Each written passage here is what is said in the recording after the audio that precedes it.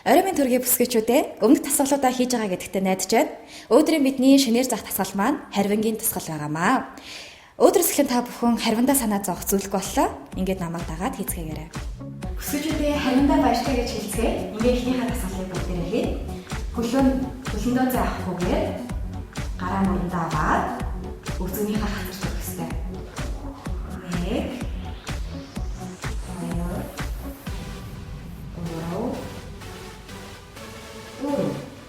Энийг мэдээж та өөрийнхөө хүссэн хэмжээгээр хараад хэмжээ тоогоороо хийж болно.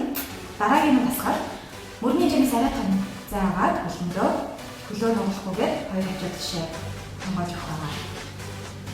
1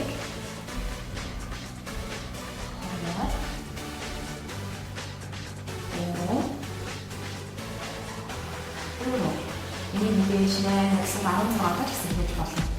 Хамгийн сүүлийн тасгал маань мэдээж хамгийн классик тасгал гэж болно. Хүн болгоо нэг гэдэг нь хөлөндөө мөрний хэмжээтэй зай аваад гаргаж байгаа хаан турш байгаа юм шиг. 1